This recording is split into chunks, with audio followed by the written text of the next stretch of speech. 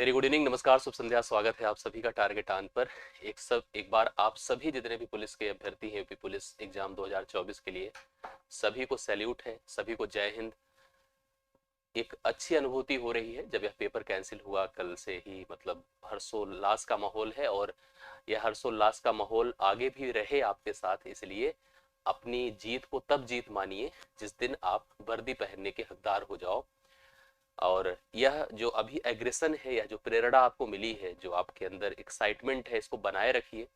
इसको उस लेवल पर लेकर जाइए कि आपके बदन पर वर्दी सजे। ठीक है, हम भी प्रयास करेंगे कि आपकी सफलता के लिए जो भी संभव हो सके हमसे पढ़ाई लिखाई की गतिविधि, चाहे वो बैचेस में हो, चाहे पब्लिक एक्टिविटीज से हो, चाहे जो भी हमारी अपनी एक प्रयास है, प्लानिंग है, उसको हम आपके साथ साझा करेंगे।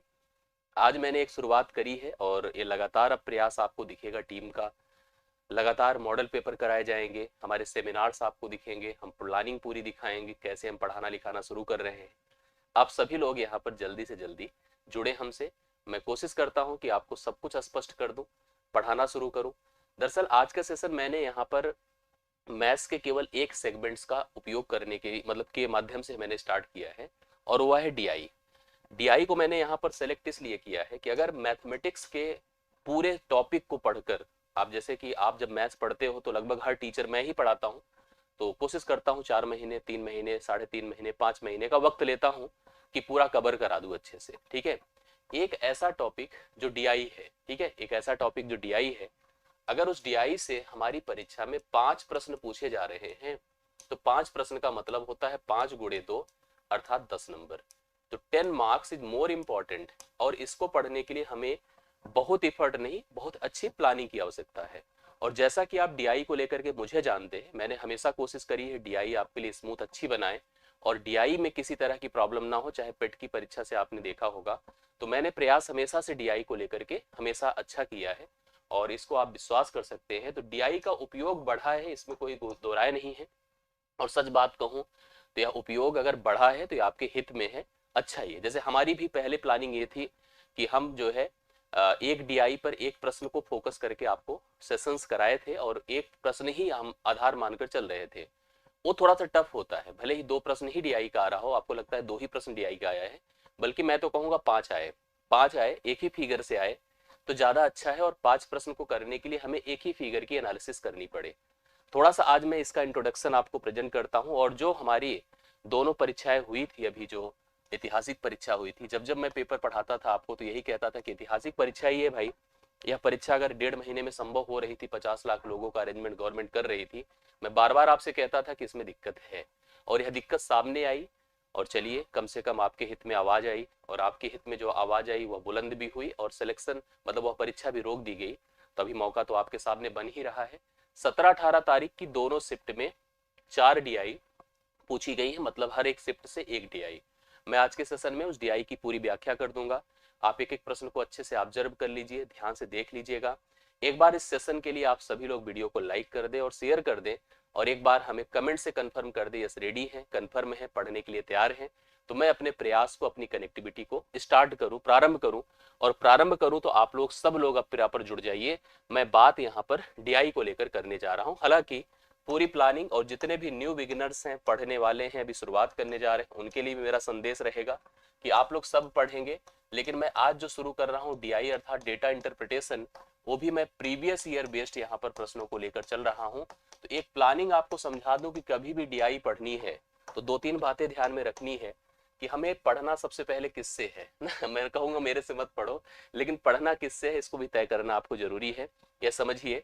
दूसरी बात, यहाँ पर डीआई को लेकर के कुछ अरिथमेटिक के टॉपिक, जो अंगणित के पार्ट होते हैं, वो बिल्कुल आपके तैयार होने चाहिए। ठीक है, अरिथमेटिक के टॉपिक में सबसे पहली चीज आपको जो बेसिक कैलकुलेशंस है, बेसिक कैलकुलेशंस है, वो एकदम से रेडी होनी चाहिए। इस पर आपका खूब अच्छा खासा कमांड हो, मतलब हमें जोड़, घटाव, गुणा, भाग, ये सब जो जनरल कैलकुलेशंस हो बिल्कुल क्लियर होने चाहिए। परसेंटेज का उपयोग एकदम क्लियर होना चाहिए। ठीक है, परसेंटेज एकदम क्लियर हो। यहाँ तक कि प्रॉफिट लॉस का भी कॉन्सेप्ट आपको क्लियर हो। इसके साथ साथ रेशियो मस्ट है, रेशियो आना ही आना है। एवरेज मस्ट है, एवरेज आना ही आना है। इवन जब हम पेट की परीक्षा देते हैं तो हम आपको प्रॉफिट लॉस के प्रश्न के साथ साथ SICI भी करा देते हैं, नल टंकी के भी प्रश्न करा देते हैं। जितनी आवश्यकता होती है अलग अलग तरीके की DI को पढ़ने के दौरान उसको हम लोग कवर करते हैं। DI भी अलग अलग प्रकार की है, जैसे आपको पता है लाइन डायग्राम से प्रश्न आता है, बार डायग्राम से प्रश्न आता है, पाई चार्ट से प्रश्न आता है। अलग अलग प्रकार की जो DI है उसका सेगमेंट में बैच में अच्छे से एक्सप्लेन करूंगा। तो बेसिक कैलकुलेशंस के साथ साथ हमारी बौद्धिक क्षमता अच्छी होनी चाहिए, समझने की परख होनी चाहिए हमारे अंदर। और अगर हम इसको सही से तालमेल लगा दिए तो ये जो 5 प्रश्न आपके एक शिफ्ट में आएंगे उसको आप 5 गुणे 2 नंबर आप अच्छे से अचीव कर सकते हैं। 10 मार्क्स के लिए आप प्रिपरेशन करने जा रहे हैं। अब आप में से जितने लोग पहली शिफ्ट के थे थोड़ा सा हाथ उठाएं। जो पहली शिफ्ट 17 फरवरी को दिए हैं, 17 फरवरी को पेपर देने वाले पहली शिफ्ट के जितने भी बच्चे हैं थोड़ा सा एक बार हाथ उठा दें, मैं उनके लिए शुरुआत करता हूं। बाकी बैच को हम लोग प्रॉपर जब बैच में पढ़ाएंगे तो शुरुआत की जाएगी, और जिन बैचेस में कम पढ़ाया गया है उनको अच्छे से प्लान करेंगे, चाहे ऑनलाइन हो चाहे ऑफलाइन हो। एक सेकंड, चाहे ऑनलाइन हो चाहे ऑफलाइन हो, एक प्लानिंग उनको प्रोवाइड करेंगे और हम कैसे उसको स्पष्ट करेंगे ये बहुत जल्दी आपके सामने अपडेट आएगा। ठीक है, सबसे पहले आप लोग आ जाइए। कौन कौन लोग जो उत्तर प्रदेश पुलिस कांस्टेबल 17 फरवरी को पेपर दिए हैं, हाँ शिफ्ट 1 का, उन्हें मैथमेटिक्स के क्वेश्चन तो अभी मैं नहीं कवर करा रहा हूँ, केवल DI के प्रश्नों को लेकर चल रहा हूँ।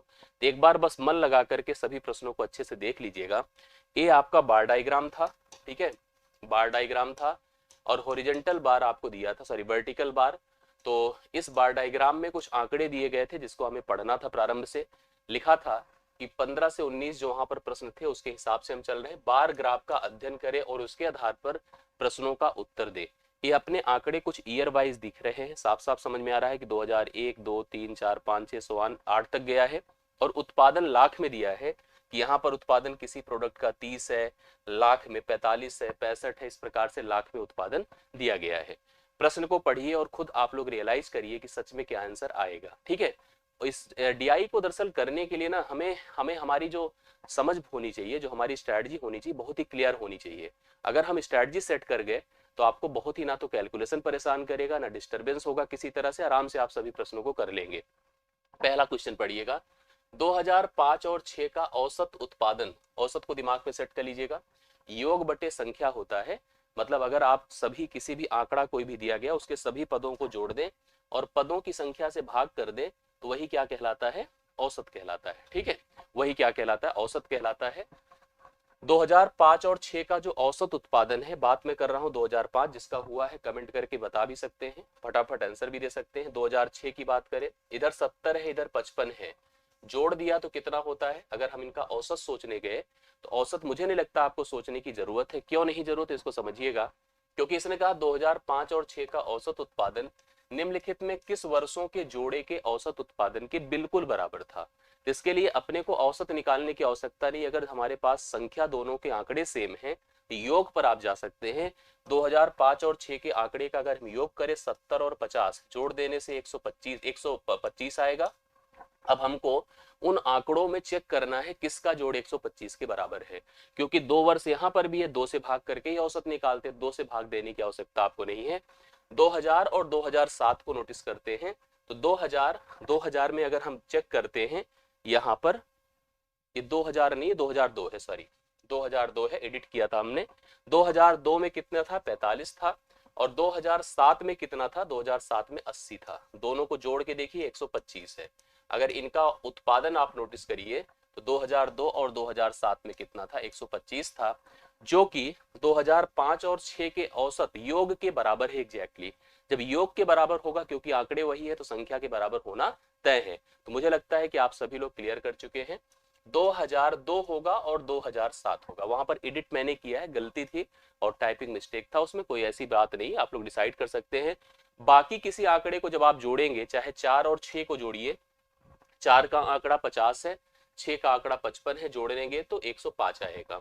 4 और 5 को जोड़िए तो बगल बगल ही है, 70 50 120 होगा। 6 और 7 अगर जोड़ते हैं तो 55 और 85 है, 55 और 85 100, आप 8 5 13 135 होगा। तो कोई में भी मैच नहीं कर रहा है, मैच केवल पहले ऑप्शन में कर रहा है, तो पहला ऑप्शन इसका सही उत्तर माना जाएगा। दूसरे प्रश्न पर आइए, 16 नंबर देखिए, 2001 की तुलना में 2008 में मोबाइल के उत्पादन में अनुमानित प्रतिशत वृद्धि क्या थी। 2001 में देखिए मोबाइल की जो उत्पादन था कितना था, 30 लाख था, और 2008 में मोबाइल का उत्पादन देखिए कितना था, 85 लाख था। 2001 में 30 लाख था, 2008 में 85 लाख था। क्या वृद्धि हुई, आप इसको डायरेक्ट कंपेयर कर सकते हैं। और जब आंकड़े थोड़े से बड़े हो ना तो आपको थोड़ा आसान बना लेना चाहिए। आसान कैसे, देखिए तुलना जा रहे हैं करने, हम तुलना में प्रतिशत का उपयोग करने जा रहे हैं। जैसे हम कह दें मेरे पास 30 रुपए है, आपके पास 85 रुपए है, आपके पास मेरे से कितना ज्यादा है, तो आप कहोगे सर मेरे पास 50 ज्यादा है। हमने कहा ये मत बताइए, ये बताइए कितने प्रतिशत ज्यादा है। तो पहले तो आप डिफरेंस चेक करो, दोनों के बीच फर्क कितने का है। और फर्क करने से पहले भी एक चीज और कर सकते हो, चाहे तो आसान थोड़ा कर दे, 5 छगे 30 होता है, 5 17 बार 85 होता है, डेटा थोड़ा आसान हो जाएगा। ठीक है, अब सोचो 6 से 17 होना कितना बढ़ रहा है, 11 बढ़ रहा है, 11 ज्यादा हूं। अगर ये 17 आप हो और मैं 6 हो तो आप मेरे से 11 ज्यादा हो। मैं लिखूंगा 11 गुणे 100। जिस संख्या को प्रतिशत में बनाना होता है उसको 100 से गुणा किया जाता है, और जिसका बनाना होता है उससे भाग किया जाता है। 2 तिया 6, 2 50 बार हो गया, 11 पचे 55, 550 हुआ, बटा 3 करे, 3 1 के 3 होता है, 3 8 24, 3 तिया 9, 183.33% आएगा। ऑप्शन नंबर सी इस प्रश्न का हल हो जाएगा। कितने लोग इसको कर पाए हैं, बहुत बढ़िया। चलिए बहुत अच्छी बात है, आप लोग अच्छे से बता सकते हैं कि यहाँ पर करेक्ट आंसर सी ऑप्शन होगा, 183.33% राइट सोल्यूशन बन जाएगा। ठीक, चलिए 16 नंबर आपका डन हुआ। आगे बढ़ता हूं, 17 पर आइएगा। दिए गए वर्षों में कितने वर्षों में मोबाइल का उत्पादन दिए गए वर्षों के औसत उत्पादन से अधिक था। मतलब पहले तो आपको ध्यान देना है, जैसे इस प्रश्न को कभी करिए तो पूरा प्रश्न अच्छे से पढ़ लिया करिए। दिए गए वर्षों में कितने वर्षों का मोबाइल में औसत, मोबाइल का जो उत्पादन है दिए गए वर्षों के औसत उत्पादन से क्या है, ज्यादा था, इसको डिसाइड करना है। तो पहला काम आपको औसत उत्पादन निकालना है। औसत उत्पादन निकालने के लिए आपको क्या करना पड़ेगा, सभी वर्षों के उत्पादन को जोड़कर संख्या से भाग करना होगा। आइए जोड़ते हैं। थोड़ा सा जोड़ना भी बहुत आसान कला एक तरह की होती है, जोड़ेंगे भी अगर हम लोग सिंपली। जैसे पहले आप 5 को छोड़ दो दिमाग से, 30 40 70 60 130, 130 50 180 70 250, 250 50 300 380 और 80 जोड़ा तो 460 हुआ। अभी 5 5 जोड़िए, 5 5 5 10 10 10 20 20 और जोड़ दिया तो जोड़ने से 480 हुआ, बटा वर्ष गिनिए 1 2 3 4 5 6 7 8, 8 है टोटल, 8 छंगे 48, औसत कितना आया बताएं, 60। औसत अगर 60 आया, जो बता सकते हैं कमेंट करें। चेक करो किसका किसका उत्पादन 60 लाख से ज्यादा था, किसका किसका उत्पादन था। देखिए ये तो है नहीं, ये तो है नहीं, इसको लीजिए, ये है नहीं, इसको लीजिए, ये है नहीं, इसको लीजिए, इसको लीजिए। 4 ऐसे वर्ष थे जहां पर उत्पादन जो था औसत उत्पादन से ज्यादा था। तो पहला ऑप्शन 4 इस प्रश्न का राइट सोल्यूशन होगा। 4 करेक्ट आंसर है, आप नोट कर लीजिएगा। पहला ऑप्शन 17 नंबर। इस तरह के प्रश्न का डिजाइन जो किया गया है, पहले शिफ्ट को कर रहे हैं हम लोग, जो 17 फरवरी को हुआ था, पहले शिफ्ट का पेपर था। अगला देखिएगा, किस वर्ष में पिछले वर्ष की तुलना में उत्पादन में प्रतिशत वृद्धि अधिकतम थी। ये बढ़िया सा प्रश्न है, इसको आप भिन्न से भी रिलेट कर सकते हैं। आपके पाठ्यक्रम में भिन्न एक हिस्सा है जहां पर कभी आपको फ्रैक्शंस दिए जाते हैं और कंपेयर करने को कहा जाता है, कौन भिन्न ज्यादा है कौन भिन्न कम है, इसको डिसाइड करना बड़ा अच्छा है। आपके पास कुछ वर्ष दिए गए हैं, उनके हिसाब से चलिए और थोड़ा सा मैं आपको डिसाइड करके बताता हूं कि कैसे हमें किसी भी चीज को कंपेयर करना है। प्रश्न है, किस वर्ष में पिछले वर्ष की तुलना में उत्पादन में प्रतिशत वृद्धि लिखा है। ध्यान दीजिएगा, सामान्य प्रश्न नहीं होता है जब प्रतिशत वृद्धि लिखा हो। ठीक है, अधिकतम थी, तो आपको जैसे वर्ष के हिसाब से चलना है। मान लो हम 2007 देखें, तो 2007 में अगर 80 है तो उसके पहले क्या था, 55 था, मतलब 55 से 80 हुआ है। थोड़ा सा आपको यहाँ पर आसान करना पड़ेगा डेटा को। कैसे, 5 11 बार होता है, 5 16 बार होता है ना। कितना ज्यादा है सोचो, 5 ज्यादा है। किससे ज्यादा है, 11 से। तो आप इसको लिख दो 5/11। क्या लिख दीजिए, 5/11 लिख दीजिए।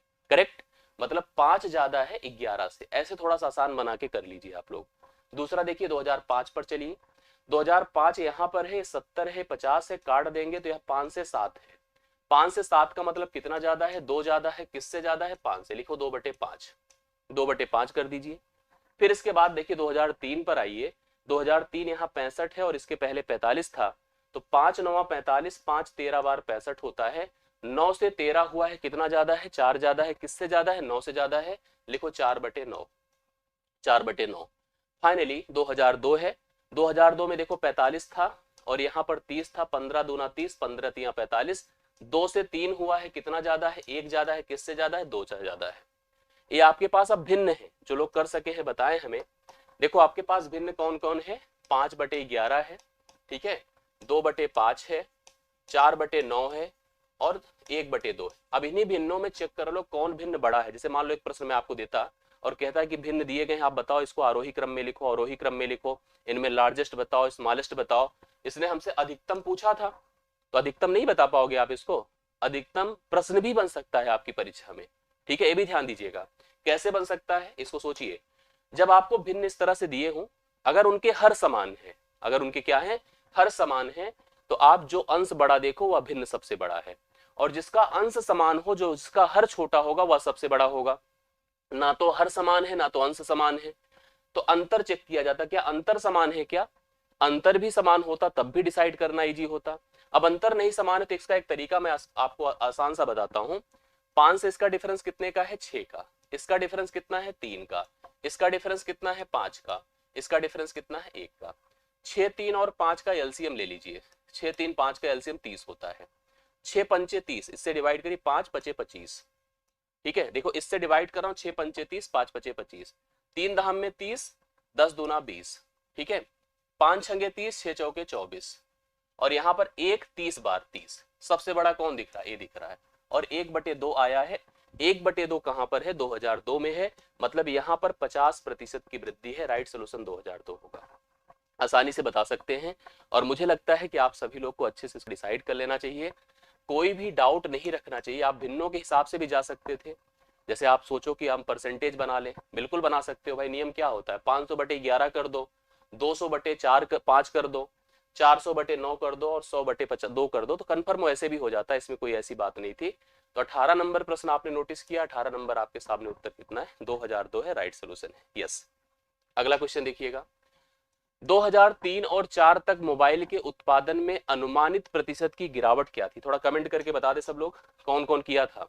2003 पर कहां है, ए 65, और 2004 बगल में ये 50, कितना कमी हो रही है, आप कहोगे सर 15 की, हम कह रहे 15 मत लिखो, 5 13 बार कर दो, 5 10 बार कर दो, 13 से 10 हो रहा है, मतलब कितना कम हो रहा है, 5 कम, 3 कम हो रहा है। जो कम है उसको गुणे 100 करो, और जिससे कम है, किससे कम है बोलिए, 13 से, 13 से लिखिए 300/13, 300/13, 13 दूना 26, 4 0, 13 तिया 39, फिर ऐसे जाएगा, 23 दशमलव समथिंग होगा, लगभग में उत्तर आपका 23% के बराबर आएगा। जितने लोग 23% बताए हैं परफेक्ट है, 29% नहीं होगा, 23% आएगा। एक बार कंफर्म कर लीजिए आप सभी लोग, सी ऑप्शन इस प्रश्न का राइट सोल्यूशन। हालांकि अब कोई ये प्रश्न नहीं रह गया कि हमारा गलत था हमारा सही था, लेकिन सही करना आपकी रिस्पॉन्सिबिलिटी है, जिम्मेदारी है। 23% राइट सोल्यूशन है इस प्रश्न का, अगर आपने किया है तो इससे right solution yes C option होगा। जितने लोग सी किए एकदम परफेक्ट किए हैं, बहुत बढ़िया। आगे बढ़ा जाए, अब ये हो गया, अब बढ़ते हैं भाई, वो लोग आ जाए, थोड़ा हाथ उठाएं, कौन कौन है जो दूसरे शिफ्ट में दिए थे। दूसरे शिफ्ट वाली घटना बड़ी खतरनाक थी, चाहे वो 17 वाली हुई थी चाहे 18 वाली हुई थी ना। चलिए दूसरे शिफ्ट पर हम लोग पहुंचते हैं और दूसरे शिफ्ट की बात करते हैं कि इसका क्या कॉन्सेप्ट है, कैसे करना है। आप लोग थोड़ा सा देखिएगा, जो प्रश्न आया था यह प्रश्न था आयात निर्यात का, याद है। आयात निर्यात को लेकर के आपको मैं कंफर्म कर दूं, यह प्रश्न मैंने इसको आप वीडियो भी दिया था, इस प्रश्न का मैंने मेरे अपनी बुक में भी इसको रखा था। मतलब अगर आप इस प्रश्न को लेकर के सलूशन कर रहे हो, यह प्रश्न वास्तव में अच्छा क्वेश्चन है।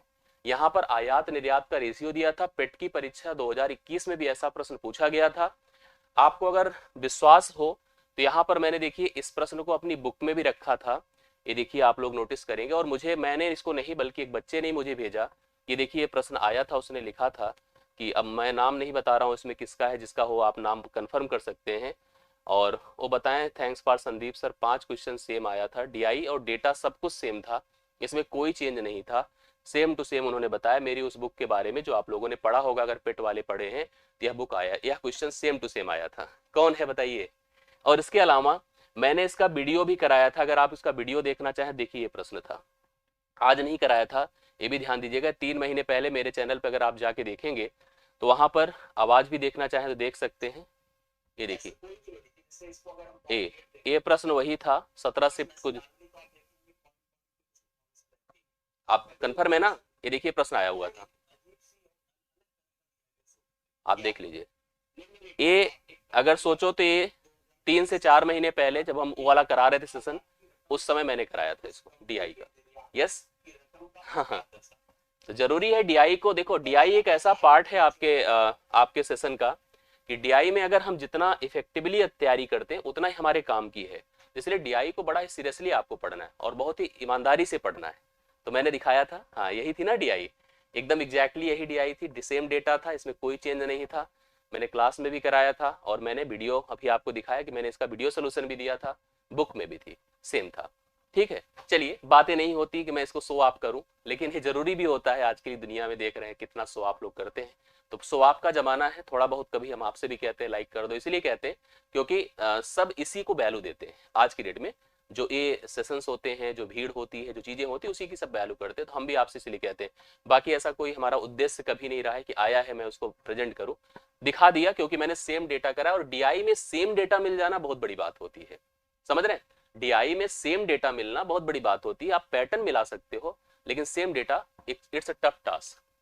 आइए इस प्रश्न को पढ़ा जाए, इसको थोड़ा सा आप अच्छे से देख लीजिएगा, मैं फिर से एक्सप्लेन कर दे रहा हूं। हाँ, 2001 से 2007 की अवधि के दौरान किसी कंपनी द्वारा आयात की मात्रा और उसी कंपनी के निर्यात की मात्रा का अनुपात दिया है। देखो आपको एक रेशियो दिया गया है और वह रेशियो कैसा है, आयात और निर्यात का है, आयात और निर्यात का है। और इसका अर्थ है कि एक भिन्न बनेगा, मैं आपको उसके बारे में भी बता देता हूं। और सारे भिन्न आप देखेंगे तो सब जगह पे रेशियो दिया है। 2001 में रेशियो दिया है 0.6 दिया है। 0.6 को आप चाहें तो 6/10 लिख सकते हैं, या 2 तिया 6 2 पंचे 10 अर्थात 3/5 लिख सकते हैं। 3/5 जब आप लिखोगे तो 3 आयात होगा और 5 क्या होगा, निर्यात होगा। ठीक है, 3 आयात होगा और 5 क्या होगा, निर्यात होगा। एक बात और इसकी तकनीकी समझ लीजिएगा, जब भी कभी कोई भिन्न लिखा जाता है, अगर उस भिन्न का मान लेस देन 1 है, मतलब 1 से छोटा है, तो ऊपर का मान छोटा होगा, नीचे का मान बड़ा होगा। ठीक है, अगर भिन्न का मान छोटा है 1 से तो कन्फर्म है कि आयात यहां पर छोटा होगा, निर्यात यहां पर ज्यादा होगा। अगर यहां पर भिन्न ग्रेटर देन 1 है तो कन्फर्म है कि एक का मान ज्यादा है, मतलब अंश ज्यादा है, हर छोटा है, अर्थात आयात ज्यादा है, निर्यात कम है। इसको थोड़ा दिमाग में सेट करिएगा। रेशियो सारे ईयर्स में दिया हुआ है, यहाँ पर 0.6 दिया, यहाँ 0.8 दिया, 0.3 दिया, 1.5, 1.2, 1.5, इस तरह से हमें अलग अलग रेशियो दिया हुआ है। आइए प्रश्न को पढ़ा जाए। किस वर्ष में कंपनी के निर्यात की अनुपात में आयात न्यूनतम था? किस वर्ष में कंपनी के, जैसे अभी एक भिन्न वाला प्रश्न हमने कराया, सेम उसी प्रकार का प्रश्न यहाँ पर बना है। आपको ऐसे में भी ऑप्शन ओरिएंटेड होना चाहिए, क्योंकि ईयर तो यहाँ पर 7 दिए गए हैं, हमको केवल 4 ईयर पर काम करना है। 2003 पहले देखिए, 2003 पे देखो 0.3 है, आप इसको 3/10 लिख सकते हैं, करेक्ट। इसको आप 3/10 लिख दो। 2005 पर चले, 1.5 है तो इसको आप 3/2 लिख सकते हो। क्यों, 15/10 होगा तो 3/2 हो जाएगा, 3/2 हो गया।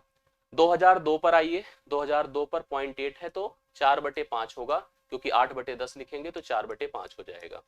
2004 में चलते हैं, 2004 आपके पास 1.2 है, 6/5 हो जाएगा, 2 छंगे 12, 2 पंचे 10, 6/5 होगा। कह रहा है किसमें, प्रश्न पढ़िएगा, निर्यात के अनुपात में आयात न्यूनतम था, निर्यात के अनुपात में आयात न्यूनतम था।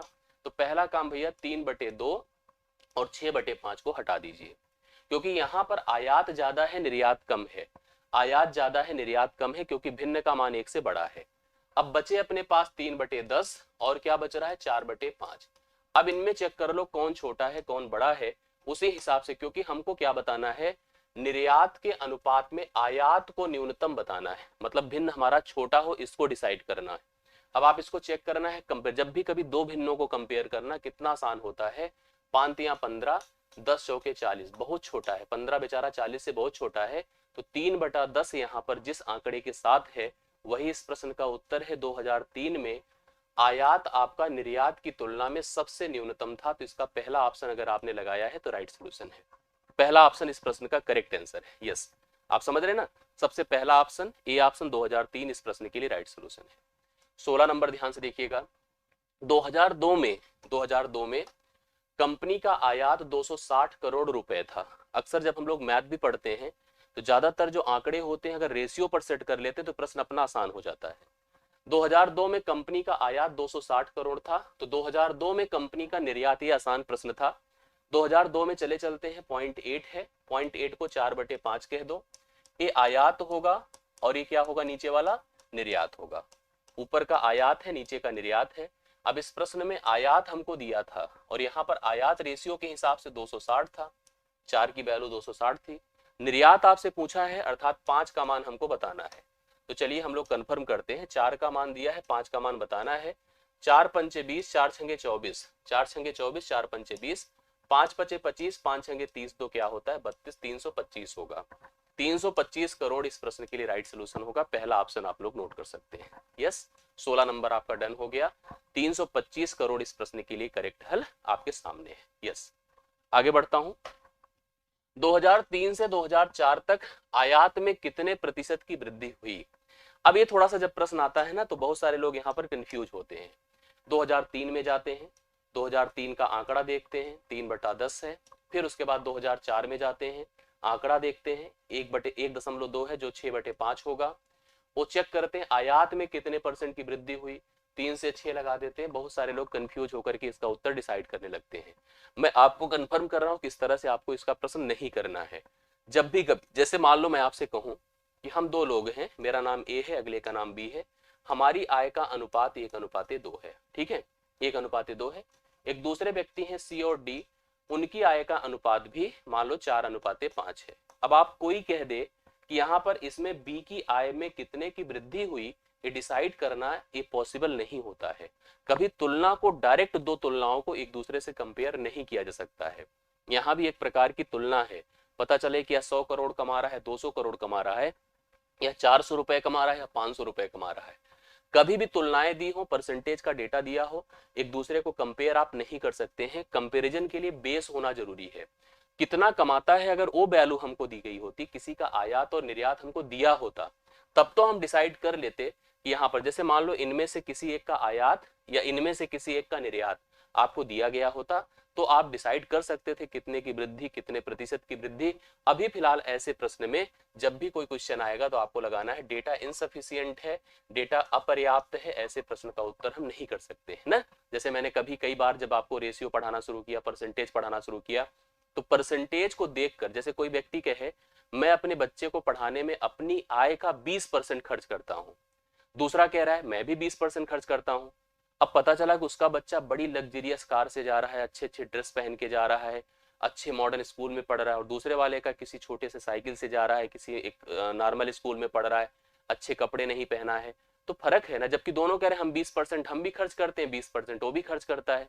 पता चला कि जो पहला वाला व्यक्ति था वह 20% जो खर्च करता है अपनी आय का अपने बच्चे को पढ़ाने में, उसकी इनकम 1,00,000 रुपए है, तो वह 20% खर्च करता है, तो वह 20,000 खर्च करता है। जबकि दूसरा व्यक्ति जो कि छोटे से स्ट्रक्चर में पढ़ा पा रहा है, वह अगर 10,000 की कमाई कर रहा था उस समय और उसने 20% खर्चा किया तो 2,000। तो किसी का परसेंटेज देखकर, किसी का रेशियो देखकर उसकी वेल्थ का अनुमान नहीं लगा सकते हैं। तो यहाँ पर आप लोग कह सकते हैं इस प्रश्न का राइट सोल्यूशन इनसफिशियंट है, अर्थात डेटा अपर्याप्त है। ऐसे प्रश्न आपका उत्तर गलत हो जाता है, मतलब नहीं सेट हो पाता है।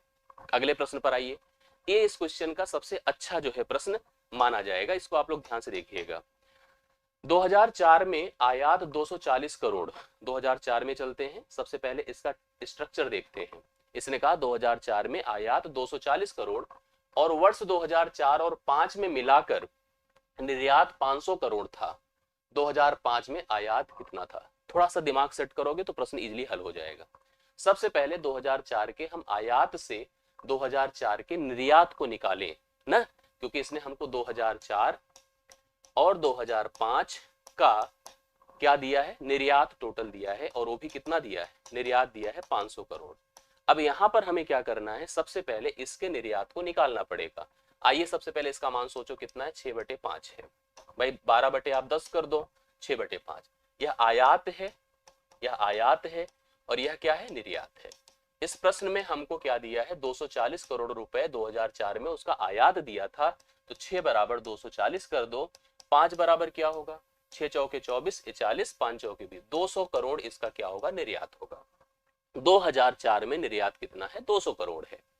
अब अगर हमने कहा कि दोनों वर्षों का निर्यात अपने पास 500 करोड़ है, तो 2004 का 200 ले लो, और मैं आपसे पूछूं और बता सकते हो आप लोग 2005 में निर्यात कितना होगा, क्योंकि दोनों वर्षों का यदि 500 है तो 500 में निकाल दे 200 तो कितना हो जाएगा, 300 करोड़। 300 करोड़ यहाँ पर 2005 में क्या होगा, निर्यात होगा। इतनी बात तो कंफर्म हो गई। यस। अब 2005 में हमसे क्या पूछा है, आयात। अब अपने पास प्रश्न में 2005 का निर्यात कंफर्म है और 2005 का हमसे आयात पूछ रहा है। तो चलिए 2005 में जिसका जो रेशियो दिया है 1.5 दिया है, 2005 का रेशियो 1.5 है। अगर आप इसको भिन्न में बनाएं तो 3/2 लिखा जाएगा। कितना, 3/2। यह आयात है और यह आपका निर्यात है। ठीक है, इसका मान हमको दिया है 2 बराबर कितना, 300, और किसका मान पूछा है, 3 बराबर 2 से इसको डिवाइड कर दो 150, 150 को 3 से गुणा कर दे 450 होगा। 450 इसका सही उत्तर होगा, जो बी ऑप्शन है, आप लोग नोट कर सकते हैं। क्लियर है, 450 इस प्रश्न के लिए राइट सोल्यूशन है। 18 नंबर, मतलब इस सेकंड शिफ्ट की जो 17 की हुई थी उसकी सेकंड डीआई का यह प्रश्न आप कर रहे हैं। बहुत अच्छा प्रश्न था, टाइम टेकन नहीं है, मतलब थीम अगर आपकी क्लियर है, आपका थॉट क्लियर है तो इसमें दिक्कत की बात नहीं है। आसान प्रश्न है, बस थोड़ा सा लॉजिक आपको सेट करना जरूरी है। दिए गए वर्षों में कितने वर्षों में निर्यात आयात से ज्यादा थी, थोड़ा कमेंट करके बताएं। आपको मैं बता दूं कि आपको जो रेशियो दिया है वह आयात और निर्यात का दिया है, आयात और निर्यात का दिया है। अगर निर्यात ज्यादा है, निर्यात ज्यादा है आयात से, तो निर्यात ज्यादा होने के लिए भिन्न का हर ज्यादा होना पड़ेगा, और हर तभी ज्यादा होता है भिन्न का जब वह लेस देन 1 होता है। कोई भिन्न अगर 1 से छोटा है तभी उसका हर जो है अंश से ज्यादा होता है। आपसे प्रश्न में यही बोला है, निर्यात जो है आयात से ज्यादा हो, मतलब हर ज्यादा हो अंश से। तो आप कोई भी भिन्न उठाकर देखिए, जो भिन्न 1 से छोटा होगा वह 0 पॉइंट के फॉर्म में लिखा होगा, वह 0 पॉइंट फॉर्म के लिखा होगा, और उसी में अगर आप उसको प्रॉपर भिन्न बनाएंगे तो वहां पर नीचे का मान ज्यादा आएगा, ऊपर का मान कम आएगा। आप इसको देखिए, 0.6 ले ले तो 3/5 होगा, 0.8 ले ले 4/5 होगा, 0.3 ले ले 0.9 ले ले। 4 ऐसे वर्ष हैं जहां पर निर्यात ज्यादा है आयात कम है। तो आप इस पर प्रश्न ऐसा भी बन सकता था आपके सामने, क्या कि ऐसे कितने वर्षों में आयात ज्यादा था निर्यात कम था, तो भी प्रश्न आपका डिसाइड हो जाता। फिलहाल इसमें निर्यात ज्यादा के लिए पूछा है, तो 4 वर्ष अगर आपने लगाया है तो 4 इस प्रश्न का राइट सोल्यूशन आएगा। समझ रहे हैं, अच्छा है, क्लियर, सबको समझ में आ गई बातें। तो यह प्रश्न भी शिफ्ट जो हमारे पास 17 का सेकंड शिफ्ट था वो भी डन हो गया है। नेक्स्ट आगे बढ़ता हूं, हम लोग पहुंच गए 18 फरवरी। हाँ, अपनी हलचल तेज हो गई थी परीक्षा की, याद होगा आप लोगों को। 18 फरवरी को पहले शिफ्ट का पेपर था, और पहले शिफ्ट का पेपर यहाँ पर कैलकुलेटिंग था, मतलब आप कहोगे तो ठीक ठाक कैलकुलेशंस इसमें लगी हैं, ज्यादा मतलब कैलकुलेशंस हैं। तो अगर सभी शिफ्ट की एनालिसिस मैं करूं तो मैं इसको कहूंगा कि इसमें सबसे जो है कैलकुलेटिव प्रश्न आए थे 18 तारीख की जो पहले शिफ्ट का पेपर हुआ था, उसमें हम लोग बात कर रहे हैं। चलिए आइए थोड़ा ध्यान से देखा जाए, प्रश्न को पढ़ा जाए। निम्नलिखित तालिका का अध्ययन करें और प्रश्नों के उत्तर दें। विगत वर्षों में विभिन्न राज्यों में एक प्रतियोगी परीक्षा में उपस्थित होने वाले और उत्तीर्ण होने वाले, मतलब प्रेजेंट वाले और उत्तीर्ण होने वाले उम्मीदवारों की संख्या निम्न तालिका में उपलब्ध है। जो तालिका यहाँ पर दी गई है बिल्कुल अवेलेबल है, और आप लोग देख सकते हैं। आपके पास जैसे यहाँ पर ईयर वाइज डेटा दिया गया था, 2 बॉक्स में बना के दिया था, उनको पता था एक में प्रेजेंट नहीं हो पाएगा। 2001 में उपस्थित, हाँ आशीष बिल्कुल बुक से मिला हुआ है, सही बात है, जो हमने पेट वाला दिया था उससे काफी कुछ मिला है। उपस्थित आपका जो है 5000, 7500, 6200, उसके बाद उत्तीर्ण का मतलब जैसे 5000 अगर उपस्थित है तो 700 उत्तीर्ण है, 8300 उपस्थित है तो 960 उत्तीर्ण, इस प्रकार से थोड़ा डेटा कैलकुलेटिव था। यस, आइए प्रश्न को देखा जाए। 2001 में सभी राज्यों में, बढ़िया से देखिए ध्यान से, सभी लोग यहाँ पर इसको करते हैं, ध्यान से करने की कोशिश करिए। 2001 में सभी राज्यों से उत्तीर्ण उम्मीदवारों की कुल संख्या, मैं 2001 की बात कर रहा हूं, सभी उत्तीर्ण जितने लोग हैं इनकी बात करें।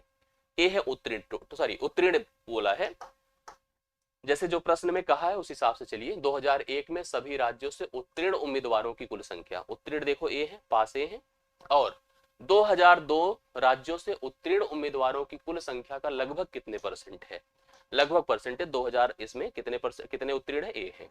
तो 2001 के सारे उत्तीर्ण को आपको जोड़ना पड़ेगा, क्योंकि यहाँ पर डायरेक्ट कोई कंपैरिजन नहीं किया जा सकता है ना जी। इसको सॉल्व कर लीजिए, आपको जोड़ लेना है, जोड़ करके थोड़ा सा रिस्क लेना है, रिस्क लेने की कैपेबिलिटी होनी चाहिए तो डिसाइड किया जा सकता है। अब ऐसे जोड़ते देखिए, 7 8 15, 15 7 22, 22 9 31, 31 8 3900 होता है। यहाँ लिख देता हूँ, आंकड़े थोड़ा सा स्पेसियस होते हैं। 3900 हो गया, 50 50 100 4000 हो गया, 41, अगर हम टोटल जोड़ देंगे 4120 हो जाएगा। अगर इसको जोड़ देते हैं तो कितना हो गया 4120। इधर चले आइए, 1000 1000 2000 3000 3000 और 900 9 8 फिर कितना हो गया 1000 1000 2000 3000 3000 900 जोड़ दिया 39 8 47 हो गया 4700 हो गया। इसके साथ साथ जोड़ेंगे तो 50 50 100 4800 हो गया 4860 हो गया। कितना हो जाएगा 4860 हो जाएगा। ने एक बार अच्छे से जोड़ लीजिए, कंफर्म हो जाए डेटा, जिससे कि कोई दिक्कत नहीं हो। 5100 एक बार अच्छे से जोड़ लीजिए इसको, कितना होता है 1000 1000 2000 3000 3000 ले लेते हैं और इसको ले लिया तो इसको मिला दे 4000 हो गया 4000 4000 हो गया 200 और जोड़ दीजिए 4200 हो गया 5160 होगा 5160 होगा। अब हमसे क्या पूछा है कि यह जो आंकड़ा है, यह आंकड़ा मतलब जो 2001 में जो पास हुए थे वो 2000 जो 2 में पास हुए उनका कितना परसेंटेज है। अब आपको इसके लिए थोड़ा सा चीजें अगर आसान हो सके तो आसान कर लीजिए। जैसे मैं कैसे आसान कर रहा हूँ, 0 0 से खत्म किया, 4 से कट रहा है 4 1 के 4 4 3 12 होता है, 4 से कट रहा है 4 1 के 4 4 2 8 4 9 36 होता है, 103 है गुणे 100 कर दीजिए बटा 129 कर दीजिए। थोड़ा इसके लिए रिस्क लीजिएगा, रिस्क लेंगे तो कुछ चीजें आसान हो जाएगी। जैसे हम इसको अगर 130 कर दें, 130 कर देते हैं और इसको अगर 104 कर दें, ठीक है 104 कर दे, एक एक बढ़ा दिया तो शून्य खत्म कर दिया, 13 8 104 होता है, 8 धाम में 80 80 के आसपास एग्जैक्टली डेटा इसका प्राप्त हो जाएगा। थोड़ा सा रिस्क लेने की कैपेबिलिटी होनी चाहिए हमारे पास।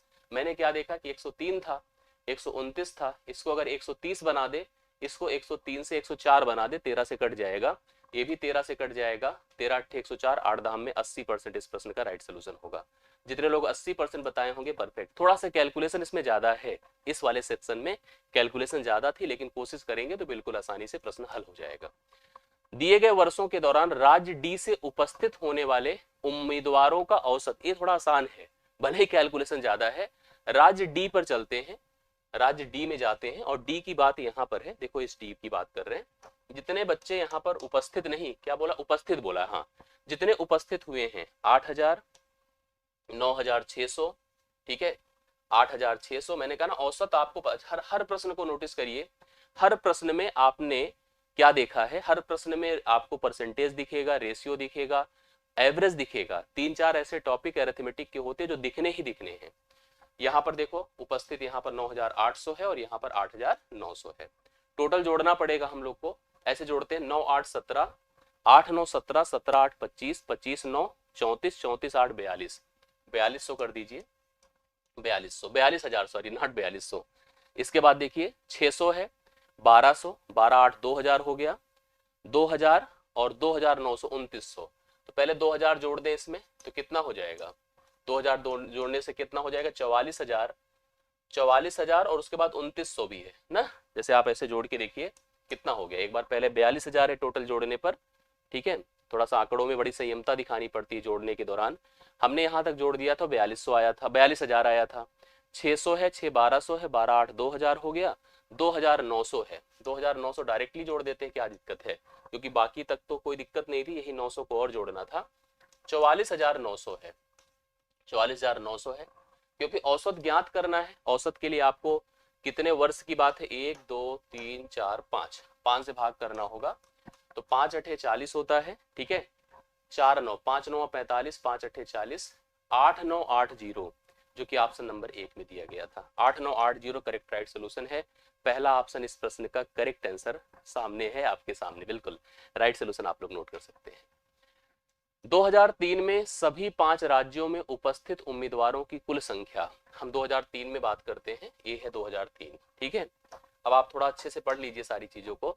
2003 में सभी 5 राज्यों में उपस्थित उम्मीदवारों की कुल संख्या में उत्तीर्ण उम्मीदवारों की कुल संख्या का अनुमानित, ये भी जोड़ घटाव का ही प्रश्न है, अच्छे से करिए, यहाँ पर आप लोग कंफर्म कर सकते हैं। यस 2003 में पहले तो जोड़ लो उपस्थित कितने हैं, ये उपस्थित हैं, ठीक है, और उसी के दौरान पास कितने हैं, ये पास है, 2 आंकड़े आपके पास है। 2003 में सभी 5 राज्यों में उपस्थित उम्मीदवारों की कुल संख्या में उत्तीर्ण उम्मीदवारों की कुल संख्या का अनुमानित प्रतिशत क्या होगा।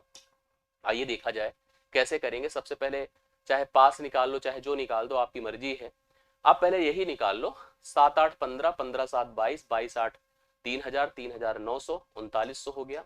थोड़ा आंकड़ों को अच्छे से जोड़ने की हमारे अंदर कैपेबिलिटी होनी चाहिए। 39,000 है, 200, 400, 600, 600, 400, 1000 है, 40,000 हो जाएगा। 40 एक 41,200 हो जाएगा। जैसे अगर आप टोटल अगर जोड़ेंगे इसको, तो जोड़ने पर कितना आ रहा है देखिए, 41,200 आ रहा है। कहीं अगर मैं मिस कर रहा हूँ तो आप मुझे बिल्कुल कंफर्म कर देना, क्योंकि हम भी आपके साथ ही जोड़ रहे हैं। हमने कोई कैलकुलेटर और सारी चीज़ों का यूज नहीं किया है। हम भी चाहते हैं कि आपके साथ ही जोड़ें, और कहीं से अगर आपके साथ दिक्कत हो तो आप तुरंत अपडेट कर दें कि हाँ ये समस्या हो रही है। 41,200 है। इसको देखिए, 9 9 18, 18 8 26, 26 और 2000 जोड़ दे तो 46, 4600, 4900 और 49 एक 50, 50,010 होगा, 5010 होगा। ये 5010 होगा। इसको जोड़ के देखिए 5010 होगा। 5010 इसका कितना परसेंटेज है, थोड़ा इसको हम चेक कर लेते हैं। 5010 कर दो, गुणे 100 कर दो, बटे 41,200 है। ठीक है, जो कट सके भाई काट दीजिए, आसान हो जाए डेटा। जैसे दो जीरो खत्म हो गए। थोड़ा रिस्क लेना चाहते हैं कि अगर कोई पॉसिबिलिटी हो तो बिल्कुल थोड़ा आसान कर दिया जाए, कुछ कैंसिल हो सके तो अच्छा है। हाँ, बहुत तो नहीं दिख रहा है, लेकिन थोड़ा सा एक बार और एक स्टेप जाइए। 2 दूना 4, 2 छंगे 12, 2 दूना 4 होता है, 2 पंचे 10 होता है, फिर 2 पंचे 10 होता है। अब अगर थोड़ा सा इसको लेकर चलेंगे 205 के हिसाब से, 205 के हिसाब से जाएंगे तो एक 2 12 दशमलव समथिंग आएगा। अगर जोड़कर आप देखिएगा तो 12 समथिंग परसेंट आएगा। 12% इस प्रश्न का राइट सोल्यूशन होगा। यस, 12% इस प्रश्न का राइट सोल्यूशन होगा। लमसम, क्योंकि लगभग बोला भी है, अनुमानित प्रतिशत, तो 12% यहाँ पर एग्जैक्टली बनकर आएगा। ठीक है जी, बिल्कुल करवा दूंगा, वो भी हो जाएगा। हम कोशिश करेंगे कि सारे प्रीवियस ईयर, और हम ही नहीं सब लोग जितने भी अलग अलग विषय के, चाहे रवि सर कराएं, हिंदी अमरेश सर लेकर, बाकी जीएस का पूरा सेक्शन, रेडियो ऑपरेटर के जो भी प्रश्न एनालिसिस से मिलते हैं, सारे प्रश्न हम लोग लगभग लगभग कवर करा देंगे। इससे एक आइडिया मिल जाएगा, क्योंकि देखो तैयारी का मतलब हो हल्ला नहीं होनी चाहिए। मैं आपको बार बार यही कहा था, और याद करो, मैंने एक वीडियो लिया था जब परीक्षा हुई थी, उससे पहले मैं आपको बार बार समझा रहा था कि यूपीपी का देखो, पेपर में जो हुआ सो हुआ, अलग बात है, फर्जी हुआ, लीक हुआ, अब जो भी सामने सिचुएशंस आई, बट अगर गारंटी से अगर आप मतलब मुझे कुछ भी समझते हो तो आप मेरी बात को वैल्यू किए होगे, तो आपको जरूर उसका वेटेज दिखा होगा। मैं जो बार बार आपसे बोलता था, कभी भी पेपर को पेपर के नजरिए से ही देखो, हो हल्ला में मत जाओ, क्योंकि हम बैठकर मोबाइल से जब घूमते रहते हैं, मोबाइल बंद करके, चारों तरफ इतना माहौल क्रिएट किया जाता है कि आपको भ्रमित किया जाता है केवल और केवल। जब हम परीक्षा दे तो पहले परीक्षा के नेचर को समझें। हमें अपनी योग्यता सिद्ध करके आपको पढ़ा के कोई अर्थ मिलने वाला नहीं है। हम अपनी योग्यता सिद्ध करें, हम बहुत बढ़िया मैथ पढ़ा देते हैं, बड़े अच्छे बड़े बड़े प्रश्न करा देते हैं, ज्यादा करा देते हैं, ये कर देते, इसका कोई अर्थ आपके जीवन में नहीं। आपके जीवन में केवल एक ही अर्थ है कि अगर जिस परीक्षा के लिए आपको तैयारी कराई जाए, उस परीक्षा में आपका सिलेक्शन हो जाए। और अगर आप इस बात को सुने थे मेरे से, तो आप उसको एक्सेप्ट करिए। मैं यही बार बार बोला हूं, और यही अंत तक अडिग था। मैंने अंत तक वही चीज कराया है जो मुझे कराना चाहिए था। मैं कभी भी किसी भी परीक्षा के लिए अगर कराता हूं तो मैं सेंसलेस चीजें नहीं लेके चलता हूं। मुझे अपने को दिखाना है, मैं बहुत ज्यादा जानता हूं, मैं बड़े प्रश्न करा रहा हूं, ये प्रश्न देखो कहीं जीवन में नहीं देखा होगा, कोई यूट्यूब पे नहीं कराया होगा, ऐसा है वैसा, इसका कोई अर्थ आपके जीवन में नहीं है। परीक्षा को पहले परीक्षा के नजर से प्रिपेयर करना चाहिए। इसलिए हम भी, जैसे कल ही आंदोलन रद्द हुआ, मैं कहना नहीं चाहता हूं, लेकिन बहुत लोग कल से ही पढ़ाना शुरू। अरे भाई, कल से पढ़ाना शुरू, पहले थोड़ा वेट तो कर लो, पेशेंस रख लो, थोड़ा हिम्मत रख लो, और चीजें प्लान तो कर लो। ये बेप्लान की चीजें जो होती है वो बड़ी खराब होती है। जब तक प्लानिंग नहीं है तब तक कोई अर्थ नहीं निकलता है उस पढ़ाई लिखाई का। मेरी बात को आप समझ लीजिएगा।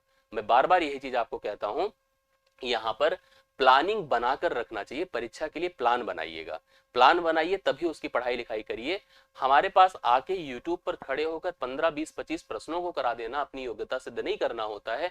हमारी योग्यता वही होती है कि हम आपको प्रिपेयर उस परीक्षा के पॉइंट ऑफ व्यू से कराए। यही मेरी हमेशा कोशिश रही है और यही रहेगी। आप मुझे चाहे जितना लिखोगे कमेंट में, लेकिन मैं वही पढ़ाऊंगा जो जेन्युइन होगा, जो रिलेवेंट होगा, जो परीक्षा में दिखेगा। और इस बात की गारंटी रहेगी, जो मैंने आपको पिछली परीक्षा में भी दिखाया है, अगर आप में से किसी ने किसी शिफ्ट को दिया है और उसने मुझे ही केवल फॉलो किया था, मैं बिलीव करता हूं, दिलाता हूं कि आपको कहीं निराशा नहीं हुई होगी। ठीक है, आप उस पेपर को करके आए होंगे, जो आपने पढ़ा है हमसे उसमें करके आए होंगे। बार बार बच्चे आके निराश, सर बताइए प्लीज, वही होगा जो आप कह रहे हैं। हम बार बार आपको विश्वास दिलाते हैं, हाँ वही होगा, परेशान मत हो। ठीक है, चलो इसको देखिए। दिए गए वर्षों में किस वर्ष में राज्य सी से उपस्थित होने वाले उम्मीदवारों की संख्या में उत्तीर्ण उम्मीदवारों का प्रतिशत सर्वाधिक था? ठीक है, इसको बहुत ध्यान से देखिएगा।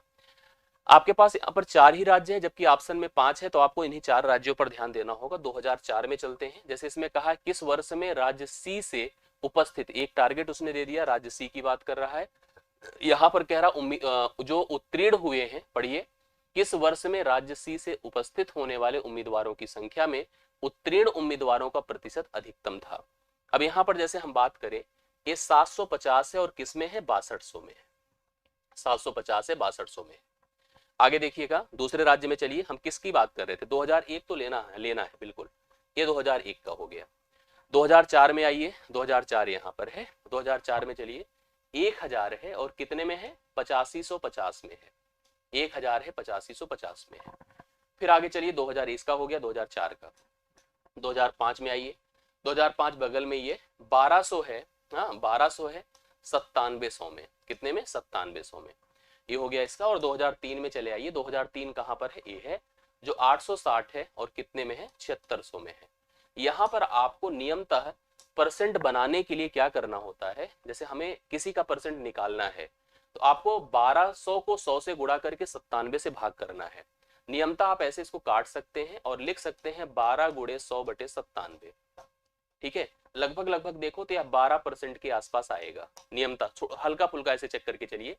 ऐसे अगर इसको भी जैसे हम बहुत ज्यादा चेंज ना करके अगर हम इसको 8500 कर देते हैं, बहुत डिफरेंस ना करें, 8500 कर देते हैं और 2 जीरो खत्म कर दें, तो यह 10 मतलब 100 हो जाएगा, मतलब 1000 हो जाएगा। 885 से भाग करने पर 1 दशमलव समथिंग आएगा।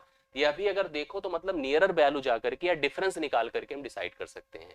मतलब नियम से तो चलो तो यही होता है, जैसे मैं आपको बता रहा हूँ, ध्यान से मेरी बात को समझिएगा, क्योंकि इसको थोड़ा सा कंपेरेटिवली लेकर चलना है। और इस शिफ्ट का इस सबसे कैलकुलेटिंग डीआई थी, अगर देखा जाए तो सबसे कैलकुलेटिंग थी। 1 जीरो तो डायरेक्ट खत्म हो रहा है। अभी ये 100 है, अब 100 को 100 भी गुणा करो और नीचे कितना है, 855 है। अब अगर थोड़ा सा हम रिस्क ले लें इसमें और रिस्क लेकर इसे 850 बना दें और उसके हिसाब से कैलकुलेट करके चले, और डेटा सारे क्लोज हैं, समझ रहे हैं, डेटा सारे क्लोज हैं। अगर इसी तरह से इसकी तरफ चले आए, यहां पर देखो शून्य खत्म कर दें, ये 86 है और नीचे कितना है, 760 है। और इसी तरह से इसकी भी बात करो, यह 75 है और कितना है, 620 है। यहां पर हमें 2 चीज ध्यान देना, हमें क्या बताना है, ज्यादा कौन है। भिन्न कोई कब ज्यादा होता है, जिसका अंश ज्यादा हो, हर कम हो, वही ज्यादा होता है। या कम कौन होता है, जिसका हर खूब बड़ा हो। अभी यहां पर आपको बड़ा लेना है तो आपको देखना है किसमें जो है डिफरेंस कम है या किसमें ऐसी वैल्यू है जिसमें नीचे का मान छोटा है और ऊपर का मान बड़ा है। अगर हम उस हिसाब से चलते हैं, जैसे अगर हम कंपेयर करें तो यहाँ पर जैसे 120 बटा 970 है, यहाँ पर अगर देखो तो 100 बटा 855 है, ऐसे हम डिसाइड करके चलते हैं। यहाँ 86 बटे 760 है, यहाँ पर 75 बटे 620 है। तो हम लोग को यहाँ पर इसको इसी बे में कैलकुलेट करके जाना होगा और डिसाइड करना पड़ेगा कि इसमें कौन सा डेटा सबसे ज्यादा वैल्यूड मैच कर रहा है। तो इसके हिसाब से अगर आप चलोगे तो 2005 का जो आंकड़ा है, 2005 का यहाँ पर 120 है, नीचे देखिए सबसे ज्यादा आंकड़ा 970 इसमें दिया है। आप इस 2005 को सिलेक्ट करिए, इस प्रश्न का हल हो जाएगा। ठीक है, ऐसे जाइएगा तो आपका क्लियर यहाँ पर प्रश्न हो जाएगा। 2005 के लिए अगर हम लोग कैलकुलेट करते हैं, 120 है और नीचे 970 है। ठीक है, इसको डिटेल से एक बार अपने से बनाकर देख लीजिएगा, आपको खुद ही रियलाइज हो जाएगा। इस प्रश्न का उत्तर आपके, मैं कहा हूं जैसे इस शिफ्ट में, मतलब इस पूरी परीक्षा में सबसे ज्यादा कैलकुलेशन यहीं पर था, इसी वाली डीआई में था। यस यस, चलिए आगे बढ़िएगा। सभी वर्षों के दौरान राज्य बी से उपस्थित होने वाले उम्मीदवारों की तुलना में सभी वर्षों के लिए राज्य बी से उत्तीर्ण उम्मीदवारों का अनुमानित प्रतिशत क्या होगा। आइए राज्य बी की बात करा जाए। यहां पर राज्य बी में 2 चीजें हमको डिक्लेयर करने को कहा। बी में उपस्थित होने वाले उम्मीदवारों की तुलना में सभी वर्षों में राज्य बी में उत्तीर्ण पहले चेक कर लो कौन कौन है। 850 है, 1000 है, 950 है, 950 है, 1000 है। टोटल जोड़ा जाएगा तो 1000 1000 2000, 9 9 18, 18 1 1900 हो जाएगा। पहले जोड़ लेते हैं, 1000 1000 2000 हो गया। 2000 में क्या जोड़ दे, 2000 में 9 9 18 1 1900 जोड़ दिया, 3900 हो गया। और 850 और है तो 39 8 4750 हो गया। 4750 तो पास हुए हैं। अब थोड़ा सा उत्तीर्ण मतलब उपस्थित की बात देख लो, उपस्थित कितने कितने हैं, 7500 हैं। ठीक है, 7500 है, 9200 है, 8400 है, 9500 है और 8600 है। अगर आप इनको भी जोड़ते हैं इसकी संख्या यहाँ पर कितनी हो जाएगी, यहाँ पर इसकी संख्या 43,200 हो जाएगी। अगर जोड़कर ऐसे 7,000 9,000 जैसे मैंने जोड़ा था 43,200 हो जाएगी। तो 4750 गुणे 100 कर दीजिए बटे 43,200 कर दीजिए। थोड़ा सा इसको हम लोग आसान बना लेते हैं ऐसे ही, और इसको 4 से या 2 से भाग करके हम जब डिवाइड करेंगे तो यह आंकड़ा आपका लगभग लगभग जो वैल्यू बनकर आएगा वह 10 दशमलव समथिंग करके आएगा। और 10 दशमलव समथिंग आपका कितने के बराबर होगा? 11 के बराबर होगा। 11 इस प्रश्न का राइट सोल्यूशन होगा। आप लोग कैलकुलेट कर लीजिएगा। थोड़ा सा मैंने कहा ना जोड़ घटाओ इस प्रश्न में ज्यादा थे, ठीक, इसमें ज्यादा कर। अगर हम एक एनालिसिस करते तो सभी शिफ्ट के अनुरूप यह जो 18 की पहली शिफ्ट का पेपर हुआ था वो ज्यादा कैलकुलेटिव है। ठीक, चलिए, आई होप आपको क्लियर हुआ होगा। अब इसके बाद हम लोग आ जाते हैं उस पेपर में जहां से ज्यादा सबसे हो हल्ला शुरू हो गया। और इस पेपर को जब हम लोग एनालिसिस कराने गए तो पता चला कि मैं खुद बता रहा हूं, पहली बार मैंने जीवन में देखा। क्या देखा? जब मुझे पेपर किसी ने दिया, कहाँ से, हमारे यहाँ की स्टाफ जाते थे, जो स्कूल होते थे वहां पर बच्चों से पेपर लेते थे, फोटो लेते थे, उसकी स्क्रीनशॉट भेजते, उसका मतलब स्क्रीनशॉट भेजते थे, पीडीएफ भेजते थे बना करके, और उसको हम लोग सेट करके सॉल्व करके आप लोग को सोल्यूशन कराते। जब मैं करने बैठा तो कोई आया, कहा सर कुछ मत करिए, ये देखिए सब आ गया है। फिर भी मैंने उस पर भरोसा नहीं किया और मैंने पूरा सोल्यूशन बैठकर किया अपने से। मैंने चेक किया कि हाँ सही है, क्या है, कैसे है। बाद में यार सब कुछ तो इतना मतलब क्या ही कहूँ। ठीक है, चल आइए हम लोग यहाँ से यहाँ के डिस्कशन करते हैं। पढ़िए इसका सेंस क्या है सभी प्रश्नों का। तालिका का अध्ययन करें और निम्नलिखित प्रश्नों के उत्तर दें। महीने दिए गए हैं जनवरी, फरवरी, मार्च, अप्रैल, मई। PQRST कुछ कंपनीज के नाम दिए गए हैं, यहाँ पर हम लोग पढ़ते हैं और इसके बारे में समझते हैं। जनवरी से अप्रैल तक कंपनी यस, जनवरी से अप्रैल तक कंपनी यस, ये कंपनी यस दिख रही है। बेचे गए उत्पादों की संख्या में लगभग कितने प्रतिशत की वृद्धि हो गई? जनवरी में 85 है और अप्रैल में 140 है। ये आसान है कैलकुलेशन भी, और थोड़ा सा मतलब पैटर्न आसान होता है तो चीजें इजी हो जाती हैं। 85 से 140 हुआ है, या 5 से 17 बार 85 होता है, 5 दूना 10, 5 अट्ठे 40। 17 से 28 हुआ है, 17 से क्या हुआ? 28 हुआ है। तो 17 में 11 जोड़ने से 28 होगा। 11 गुणे 100 बटे आप कर दो 17, मतलब 1100 बटे कितना होगा? 17। 17 चौके 68 होता है, 17 पचे 85, 17 छक्के 102 होता है।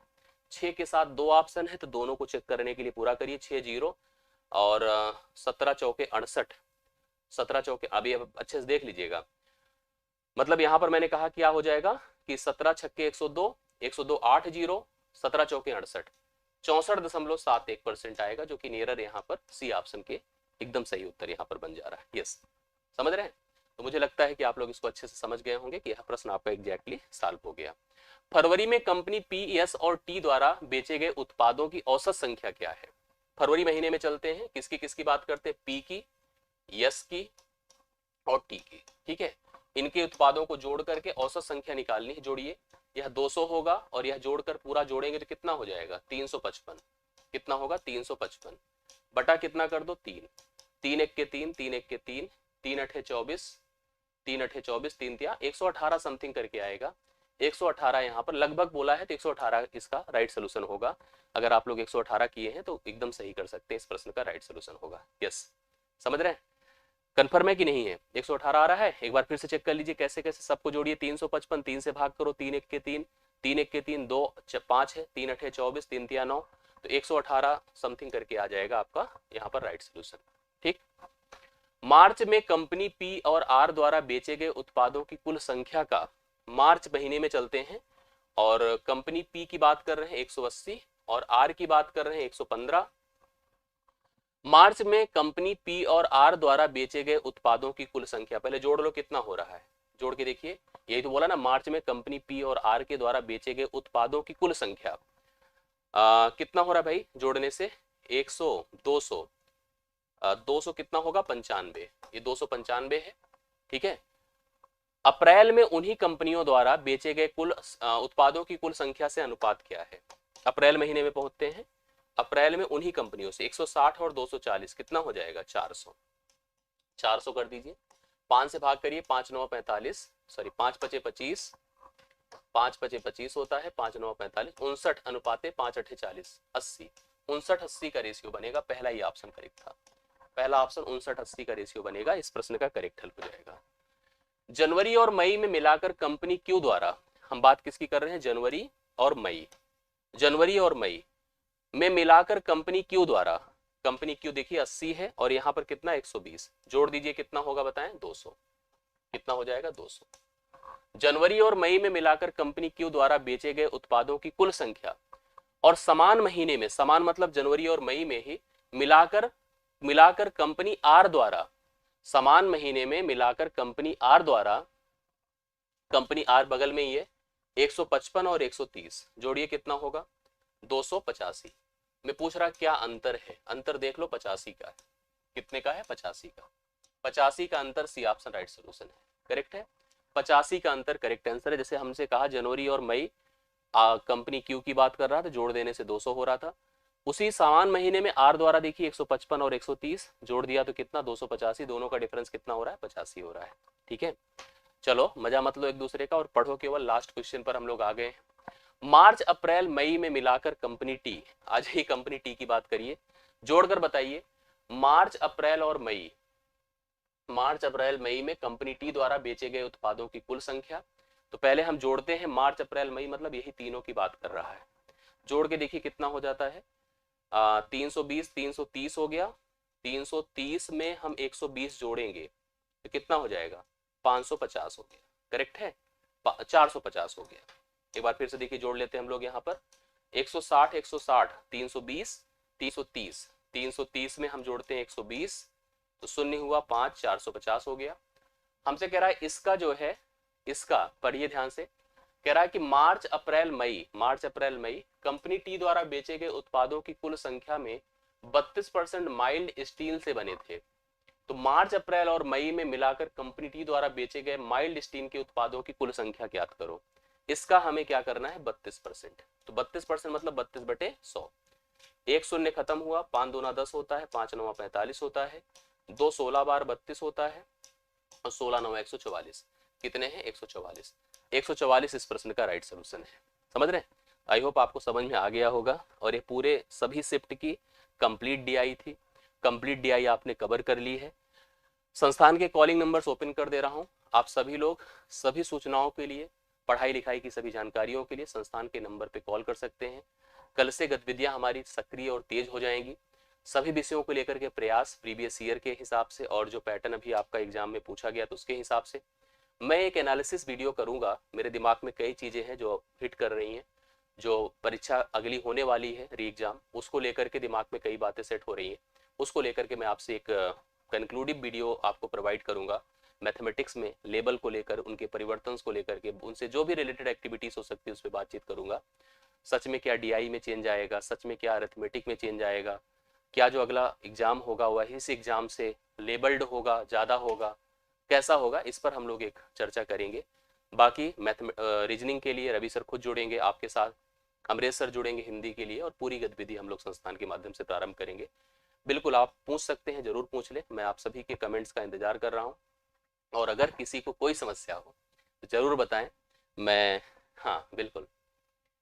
चलिए, और कोई कंफ्यूजन, किसी को डाउट है?